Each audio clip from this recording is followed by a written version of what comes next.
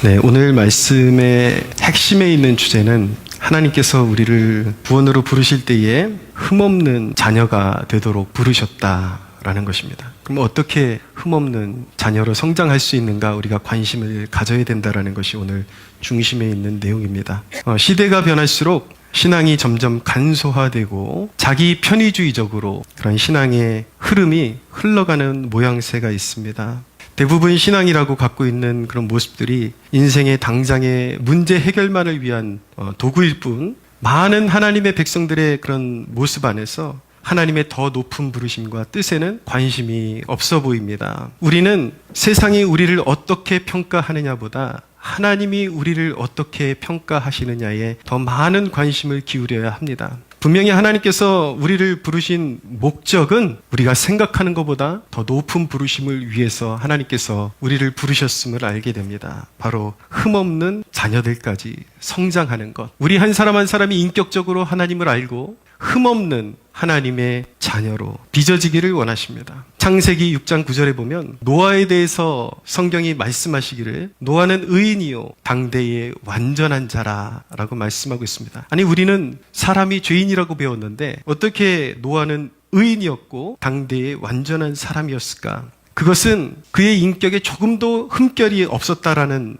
말씀이 아닙니다. 우리가 흠없는 하나님의 자녀가 된다는 것은 우리에게 어떤 약점이 조금도 없는 사람이 된다는 것은 아닙니다. 그것은 큰 오해입니다. 그러나 내 스스로가 의식하고 있는 한 모든 상황 속에서 하나님을 가장 높이고 하나님의 말씀을 가장 귀히 여기고 그리고 믿음을 따라서 이 악한 세대를 등지고 하나님만 바라며 산다라는 뜻을 가지고 있는 것입니다. 여러분들을 향하신 하나님의 그 거룩하신 부르심이 거기에 있는 것입니다. 모든 순간마다 하나님과 동행하며 그분의 부르심을 생각하고 거룩한 뜻을 생각하며 믿음으로 삶을 살아가기를 원하시는 것입니다.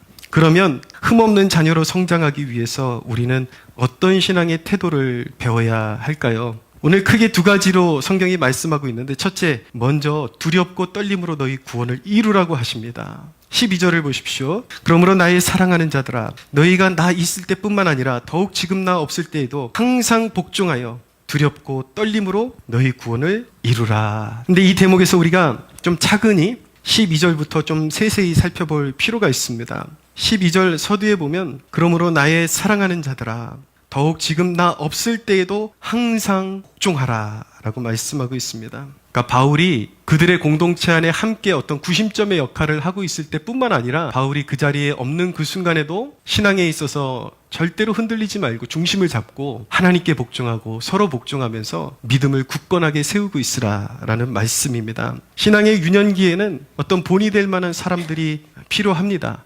누구를 롤 모델로 삼아야 할까? 분명히 우리 주위에 있는 사람들 가운데 신앙의 귀감이 되고 참 존경할 만한 사람들을 옆에 두고 신앙생활하는 것은 매우 중요하고 필요한 것입니다. 그러나 여러분은 어디까지 성장해야 하는가? 신앙의 독립체가 되기를 꿈꿔야 하는 것입니다. 대부분의 사람들은 어떤 영적으로 의지하는 어떤 구심점이 사라지면 자꾸 본래의 모습으로 돌아가곤 합니다. 구약성경에 보면 유다의 개혁가 역할을 했던 그런 신실한 왕들이 덜어 있었습니다. 요시아나 히스기야와 같은 이런 왕들이 우상을 없애고 말씀을 백성들에게 선포하고 모두가 우상을 버리고 하나님께 돌아서라고 명령하면 백성들은 그 왕들이 살아있던 그 순간만큼은 하나님께 돌아오고 순종하는 것 같았습니다. 그러나 문제는 무엇이냐면 그러한 신실한 왕들이 죽고 사라지고 나면 사람들은 언제 그랬냐는 듯이 금세 우상 숭배에 물들어갔습니다. 그러면 안 된다라는 것입니다. 구심점이 있든지 없든지 우리는 신앙의 개별체, 독립체까지 될 수 있도록 성장해야 한다라는 말씀이에요. 여러분을 붙들고 있던 누군가가 빠지고 나면 흐트러지는 것은 여러분이 아직 견고하지 못하다라는 뜻인 것입니다. 여러분은 사람이 아닌 주님을 더 의지하는 연습을 해야 합니다. 신앙생활을 하면서 옆에 사람 가랑이 붙잡고 옷가라지 붙잡고 그렇게 신앙생활 하려고 하는 것이 아니라 누가 있든지 없든지 처음에는 본이 되는 사람을 자꾸 따라하려고 노력하다가 마침내는 한 사람의 성인이 독립해서 온전한 인격체를 이루고 자기의 삶을 구축하듯이 신앙에 있어서도 온전한 독립체로서 내가 의지하던 사람이 어느 날 갑자기 옆에서 사라진다 할지라도 일말의 흐트러짐이 없이 신앙을 지킬 수 있는 그러한 존재로 성장해야 한다는 것입니다. 그것은 점점 점점 사람을 더 바라보는 신앙에서 우리의 시선을 더욱더 주님께로 집중할 때에 가능해지는 것이죠. 그래서 훈련이 필요한 거예요. 주님을 바라보는 훈련, 주님을 어떻게 내가 삶 가운데 주님을 바라보면서 늘 경건 생활에 힘쓰면서 내 스스로의 어떤 영적인 양식을 공급받으면서 그렇게 성장할 수 있는지에 대해서 관심을 갖고 어떻게 그런 신앙을 유지할 수 있는지에 대해서 그런 훈련을 받을 수 있는 기회가 주어지면 서스럼 없이 그런 훈련을 받는 데 자신을 투자할 수 있어야 하는 것입니다. 우리 주님은 당신 주변에 사람들이 다 흩어져도 당신이 믿음에 서 있는 것을 보기를 원하십니다. 여러분이 어떤 태도를 가지고 신앙생활을 해야 하냐면 여러분은 선한 일에는 하나 될 수가 있어야 하는 것입니다. 하나님의 선한 비전, 하나님의 선한 목적에는 하나됨을 이룰 수 있어야 되고 서로 합력하고 모이기에 힘쓰고 하나됨을 이룰 수 있어야 되고 시험이 올 때는 함께 휩쓸리지 말고 개별적인 믿음의 소유자가 되어야 하는 것입니다. 함께 합력한다 그래서 시험까지 같이 받는 것은 아주 미련하고 어리석은 백성인 것입니다. 여러분 주의 일에는 하나 될 수 있게 되기를 바랍니다. 그러나 시험이 오면 그 사람이 내 인생을 책임져 주지 않는다라는 걸 꼭 깨달아야 돼요. 내 인생을 책임져 주시는 분은 오직 하나님 한 분이라는 사실을 알아야 됩니다. 그래서 사람들이 이것을 개념 정리를 잘못해가지고 인간의 잔정에 빠져서 내 사랑하는 동료가 시험에 빠지면 그를 감정적으로 공감해준다라는 그런 차원에서 감정적인 유대감에 잘못 끌려가지고 자기 신앙까지 꺾여버리는 경우들이 있습니다. 이건 매우 어리석은 거예요. 여러분 신앙에 있어서는 서로 돌보고 부족함이 있으면 채워주고 연약함을 돌보주고 봐주고 해야 되지만 누군가가 시험에 든다면 사랑으로 권면해줄 때 권면해주지만 그 시험에 든 영혼이 자꾸 필요 이상으로 고집을 부리고 완악하게 나온다 그러면 여러분들 스스로 그 사람을 설득해서 바로잡으려고 하면 안 돼요. 왜냐하면 이것은 시험이라는 것은 단순히 그냥 관계의 틀어짐 이상으로 영적인 것이기 때문에 거기에는 어둠의 권세가 함께 개입하고 있기 때문에 여러분들이 인간적인 잔정으로 누군가를 세워주려고 자꾸 말을 섞는 순간에 함께 시험에 들고 함께 넘어지는 그런 패착에 이제 다다르게 되는 것입니다. 그래서 여러분 누군가가 시험에 든다면 한두 번 권면해주고 애착을 가지고 정중하게 그 모습은 하나님이 바라시는 모습이 아니다라고 충고해주고 그래도 말을 듣지 않으면 거리를 둬야 하는 것입니다. 그래서 내 믿음을 굳건하게 세우고 누군가가 있든지 없든지 내가 하나님 앞에서 나를 향한 부르심을 완수해 갈 수 있도록 그렇게 신앙의 개별체로 세워질 수가 있어야 하는 것입니다. 여러분 모두가 그 누구도 흔들 수 없는 신앙의 소유자들이 되시기를 주님의 이름으로 축복합니다. 그리고 나서 이어지는 대목이 무엇이냐면 두렵고 떨림으로 너희 구원을 이루라는 것입니다. 두렵고 떨림으로 너희 구원을 이루라. 이 말씀에 대한 오해가 굉장히 짙습니다. 굉장히 큽니다. 두렵고 떨림으로 너희 구원을 이루라니까 예수 믿는 것은 따로 그리고 구원을 완성시키는 것은 그냥 나의 노력으로 나의 힘으로 구원을 완성시킬 수도 있고 또 구원을 상실할 수도 있다라는 그런 말씀으로 잘못 알아듣는 경우들이 있는데 이 말씀은 전혀 그런 말씀이 아닙니다. 우리의 힘으로 구원받는다라는 뜻이 아니에요. 성경은 분명히 말씀합니다. 예수 그리스도를 영접하는 자, 곧 그 이름을 믿는 자들은 하나님의 자녀가 되어 이미 사망에서 생명으로 옮겼다라고 말씀하고 있습니다. 믿으십니까? 그것은 믿음으로, 진정한 믿음으로, 이 믿음이라는 말이 이 무게감을 잘 선택하셔야 돼요. 장난 같은 그냥 대책도 없이 믿습니다라는 것이 아니라 진정으로 나의 삶을 구주께 의탁하는 믿음을 말하는 것입니다. 완전한 의탁. 그 믿음으로 주님 앞에 엎드린 백성들은 반드시 구원이 그에게 이미 임해 있습니다. 그런데 여러분, 이미 이 말씀은 이미 받은 구원의 능력이 우리 삶 가운데 역사하도록 영적인 생활을 하라는 뜻을 가지고 있는 것입니다.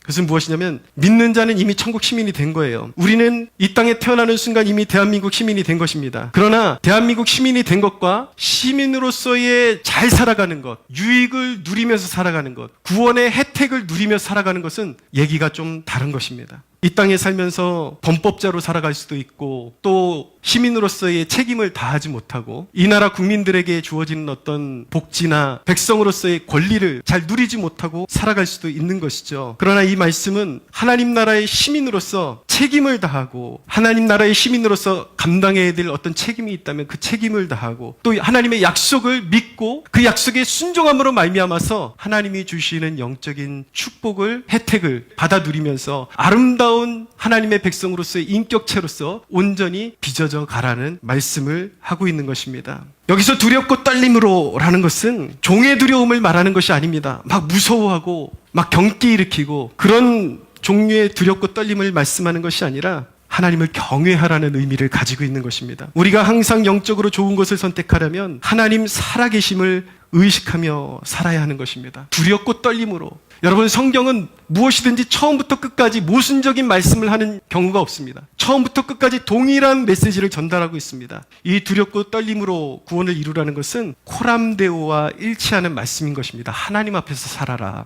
하나님을 경외함으로 살라는 의미를 가지고 있는 것입니다. 예를 들어 볼까요? 요셉이 그는 이미 하나님의 자녀였습니다. 요셉이 애굽으로 팔려간 곳에서도 하나님의 말씀을 의식하며 살았음을 떠올려 보십시오. 그의 청년 시절에 큰 유혹이 있었습니다. 그러나 시위대장 보디발의 아내가 이 젊은 청년의 정욕을 자극하면서 하룻밤 같이 지내자고 그렇게 유혹을 하는데, 요셉은 하나님이 내 앞에 계시다라는 그런 의식을 가지고 코람데오, 하나님이 내 곁에 계시고 하나님이 내 앞에 계신데 어찌 내가 하나님 앞에서 죄를 범하겠나이까, 그 자리를 피하는 거예요. 바로 이런 것을 이야기하는 것입니다. 두렵고 떨림으로 네 영혼의 좋은 길을 선택하라. 할렐루야. 그러니까 팔려간 그곳에서도 하나님 늘 의식하며 말씀을 의식하며 살았음을 의미하는 것이죠.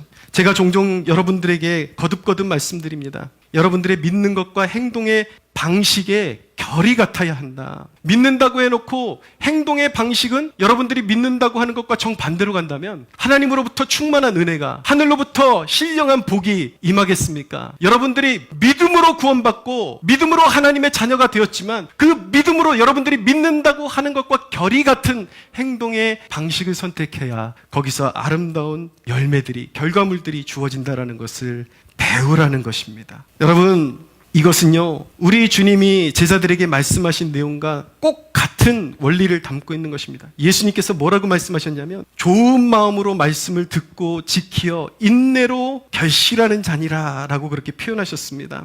열매 맺는 자, 그 구원의 은혜를 충만하게 이 땅 가운데서 누리는 백성들은 누구입니까? 좋은 마음으로, 믿음으로 말씀을 받아요. 믿음으로 말씀을 받았으면 그 믿음과 결이 같은 듣고 지키어 인내로 결실하는 자니라. 똑같은 말씀을 하고 있는 것이죠. 하나님을 경외하고 그분의 말씀을 받아서 그 말씀이 신실한 줄로 믿었으면 그 믿음과 동일한 방향의 선택을 하고 길을 선택을 하고 방향으로 나아가야 한다라는 것입니다. 좀 더 삶에 가깝게 한번 표현을 해볼까요? 이 앞에 식당 이렇게 주차하시는 직원분들하고 좀 이렇게 살갑게 인사를 하면서 지냅니다. 근데 하루는 그 중에 직원 한 분이 저한테 딱 보더니 그렇게 말씀하시는 거예요. 왜 하나님이 우리 장사 이렇게 잘 안 되게 해주시는 거냐고. 제가 이제 목사니까 목사님 왜 우리 식당이 이렇게 잘 안 되는 거예요? 하나님은 왜 저희한테 이렇게 식당이 안 되게 해주시는 겁니까? 그래서 제가 듣자마자 받아쳐줬습니다. 하나님 섬기지도 않잖아요. 그렇지 않습니까? 언제 하나님을 섬겨봤다고? 예배 한번 같이 드리자 그러면 늘 시간 없어요. 예수 믿어야지 구원받아요. 그래도 언젠가 뭐 믿겠죠. 늘 하나님을 무시하고 늘 하나님을 외면하고 그렇게 살아왔는데 자기가 안 될 때에는 늘 하나님이 왜 저한테 이렇게 하시는 거죠? 결이 안 맞잖아요, 여러분. 자기가 믿고 있는 것과 믿음이라고 생각하는 것과 행동이 결이 안 맞으니까 거기서 무슨 선한 열매가 나타나겠습니까? 어떻게 열매 맺습니까? 두렵고 떨림으로 하나님의 말씀에 신실함을 믿고 순종해야 구원이 충만해지는 것입니다. 할렐루야. 여러분, 그런데 얼마나 많은 사람들이 이율배반적인 그러한 신앙의 모습을 가지고 있습니까? 하나님께 풍성한 열매 주실 줄 믿습니다 해놓고 기도는 안 해요. 하나님 중심으로 살겠습니다 라고 말해놓고 작은 약속만 생겨도 예배에 빠지고 하나님을 우선에 두지 않아요. 기도를 남들 열심히 생명 걸고 기도할 때에 심다 말다 그냥 자기가 좋으면 자기가 만만하면 한번 기도하다 말다 그렇게 해놓고 뒤늦게 나타나가지고 많은 사람들이 습관적으로 하는 말이 무엇입니까? 왜 내게는 열매가 없습니까? 왜 내게는 기도 응답이 없습니까? 여러분, 작정하고 기도하면 작정 기도는 작정 기도예요. 열흘을 작정을 했으면 열흘이 채워져야지 하나님이 응답하시는 거죠. 나오다 말다 그래놓고 내게는 응답이 없습니다. 그리스도인으로 태어나서 한번 주님 앞에 내 삶을 한번 올인해보지도 못하고 한번 믿음의 결대로 살아보지도 못하고 열매 맺지도 못하고 하나님이 얼마나 능력이 크신 분인지 제대로 알아보지도 못하고 그렇게 삶을 낭비하는 그런 사람들이 부지기수라는 것 아십니까? 내가 믿는 믿음과 결이 다르면요, 절대로 거기서 하나님의 보호자로부터 흘러나오는 그런 충만한 은혜 가운데 잠겨 살 수가 없는 것입니다. 여러분, 두렵고 떨림으로 너희 구원을 이루라는 말씀에 감이 오십니까? 여러분, 갈라디아서는 분명히 말씀합니다. 너희가 무엇으로 심든지 그대로 거두리라. 입으로만 예수 예수 그런다 그래서 그 구원의 삶이 충만해지는 것이 아닙니다. 믿으면 믿음답게 행동을 해야죠. 야고보서는 행함이 없는 믿음은 죽은 것이라고 말씀하셨습니다. 우리는 무엇을 심든지 어떤 결과물이 일어난다는 것을 인식하면서 늘 하나님을 경외하는 가운데 우리 마음에 하나님의 말씀을 부지런히 심어서 영적인 가치관과 성품이 자라나게 해야 합니다. 그래서 진정으로 우리가 믿는 바와 같이 하나님 중심으로, 말씀 중심으로 무엇인지 선택하고, 또 때로는 믿음의 모험을 걸고 남들이 하지 않는 그 길을 걸어가고 순종하며 믿음의 씨앗을 심을 때 거기에 풍성하고, 예수께서 이 땅 가운데 오신 이유는 양으로 하여금 생명으로 풍성하게 하려 하심이라고 말씀하셨습니다. 우리 목자 되시는 주님의 음성을 믿고 그대로 순종하면, 그대로 따르면, 아니 그대로 따르려고 노력만 해도 우리는 미련하고 어리석어서 때로는 주님이 과연 뭘 원하시는 건지 정확히 알지 못할 때가 있습니다. 그럼에도 불구하고 주님은 관대하시고 자비로우셔서 우리가 주님의 말씀을 깨닫고 그대로 순종하려고 몸부림만 쳐도 주님은 연락하시고 거기에 합당한 열매를 주시는 분이심을 믿으시기를 바랍니다. 여러분, 바로 이것이 바로 두렵고 떨림으로 구원을 이루라는 말씀에 속드신 것입니다. 여러분, 두 번째로 흠없는 자녀로 성장하려면 기도에 막힘이 없어야 합니다. 어떻게 하면 기도에 막힘이 없게 되는가, 그것을 여러분들에게 가르쳐 드릴 거예요.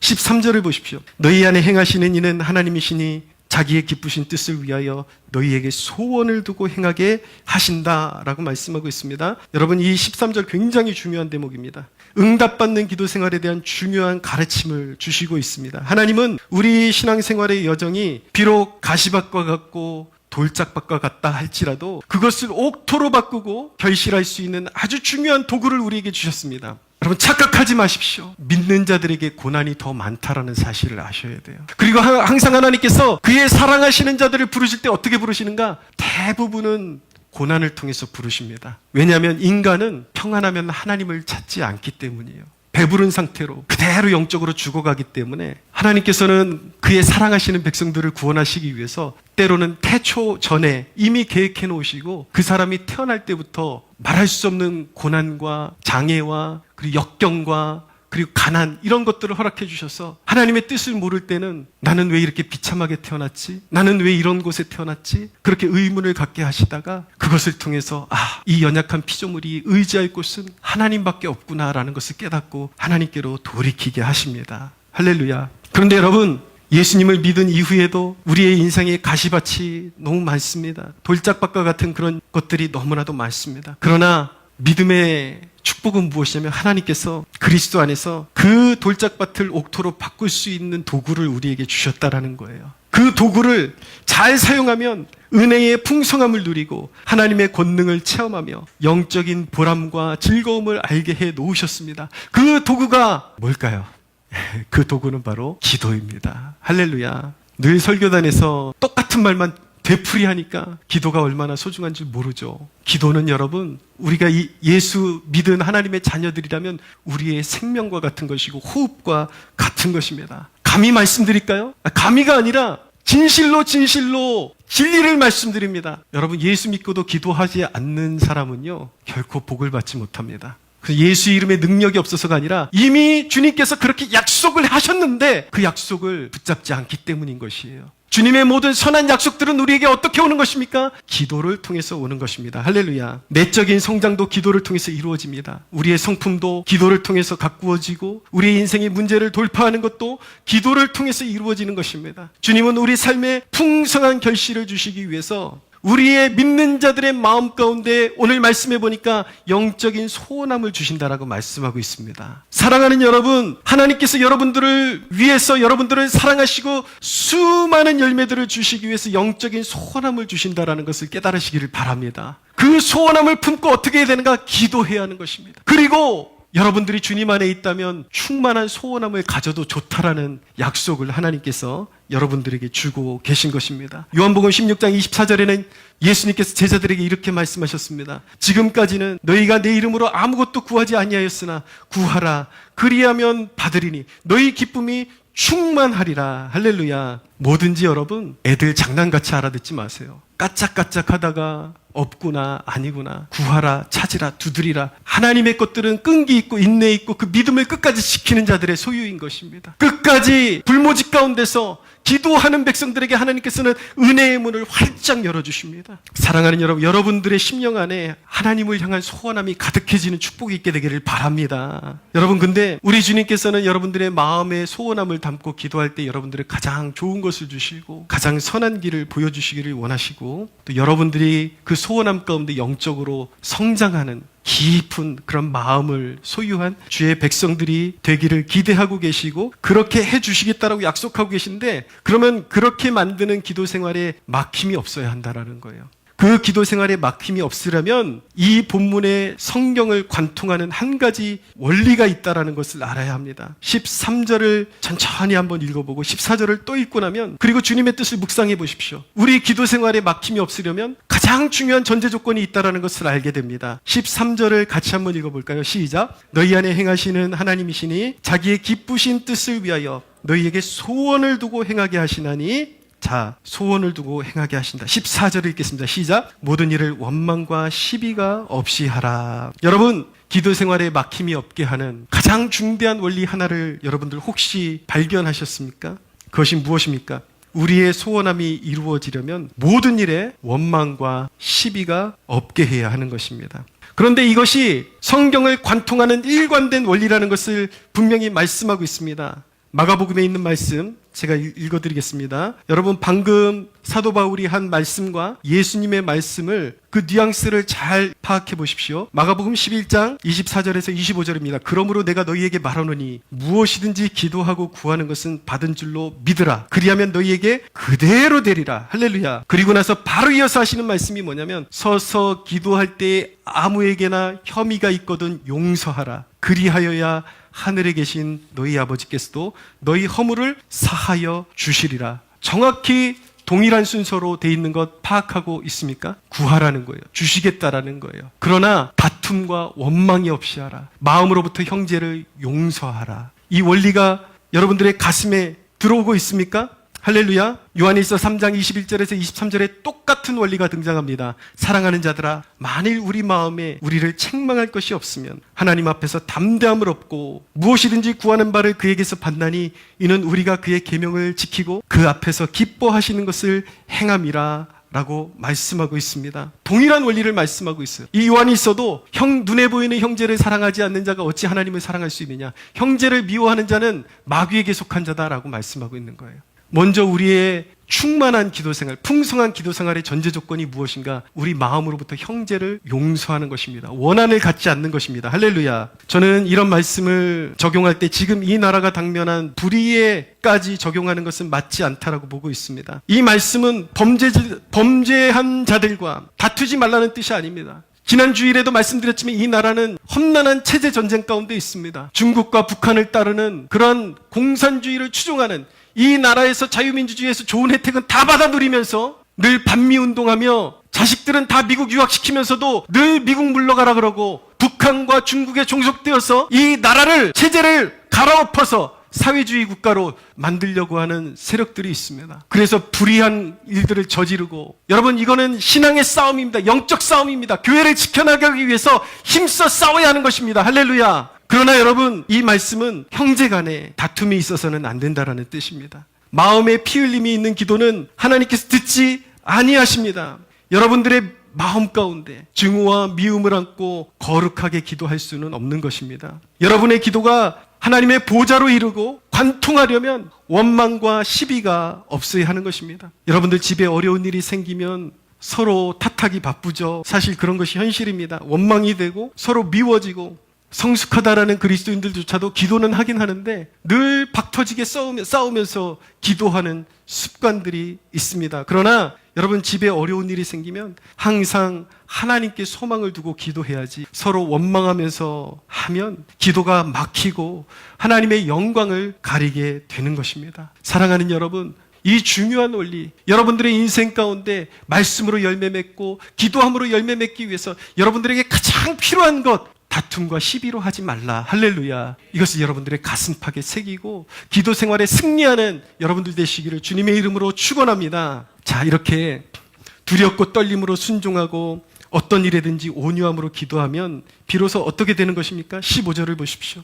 15절을 함께 읽어보겠습니다. 시작. 이는 너희가 흠이 없고 순전하여 어그러지고 거스르는 세대 가운데서 하나님의 흠없는 자녀로 세상에서 그들 가운데 빛들로 나타내며 이렇게 두렵고 떨림으로 순종하고 어떤 일에든지 온유함으로 기도할 때 비로소 흠없고 순전하게 되는 것입니다. 요한복음 13장 35절에 보면 너희가 서로 사랑하면 이로써 모든 사람이 너희가 내 제자인 줄 알리라 라고 말씀하셨습니다. 여러분들이 말씀에 순종하는 모습을 보고 다른 가치관으로 볼 때 사람들은 하나님의 자녀들의 다른 것을 보게 되겠죠.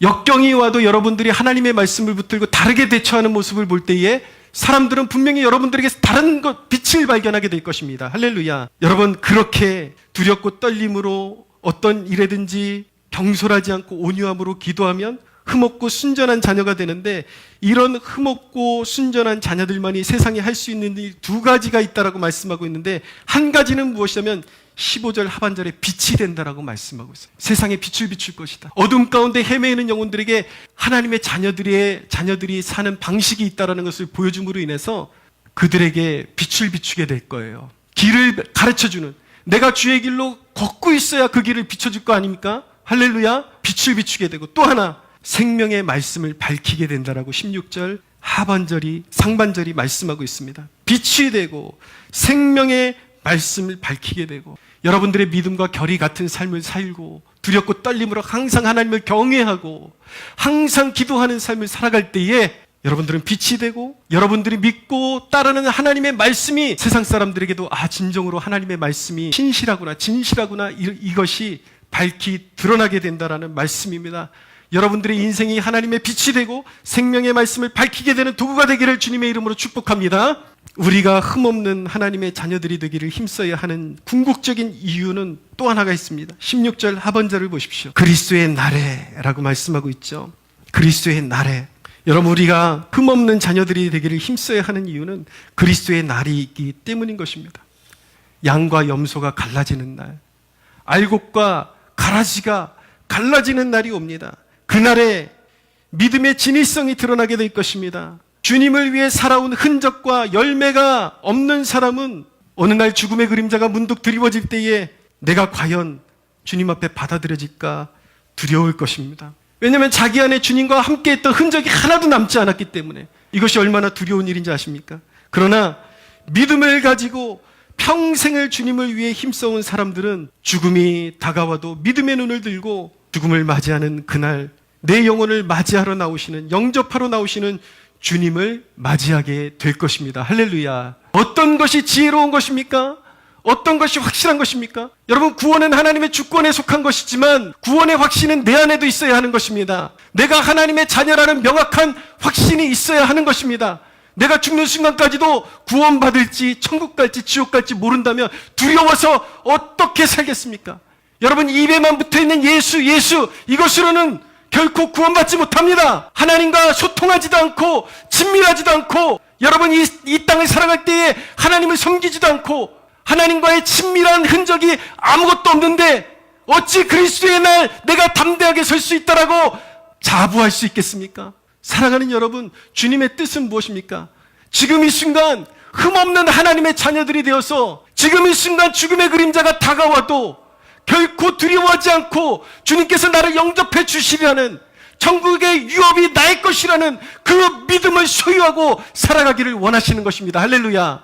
그런 백성들이 되십시오. 미루지 마십시오. 여러분, 내일이 있다라고 누가 자부합니까? 요즘 항공기 사고가 번번이 일어나더라고요. 미국에도 헬기와 항공기가 추락해서 그 피겨 유망주들이 거기서 죽었잖아요. 메달을 꿈꾸고 그랬던 청년들이 그날이 마지막이라 될 것이라고 누가 상상이나 했겠습니까? 여러분들 내일이 있습니까? 여러분들이 내일을 만드는 것 아니에요. 하나님이 허락해 주셔야 하는 것입니다. 우리가 그리스도인이라면 언제든지 주님을 맞이할 수 있는 영적인 상태로 살아야 할 줄로 믿습니다. 그리해서 두렵고 떨림으로 너희 구원을 이루라고 말씀하는 것입니다. 마지막입니다. 17절을 보십시오. 17절을 같이 한번 읽어볼까요?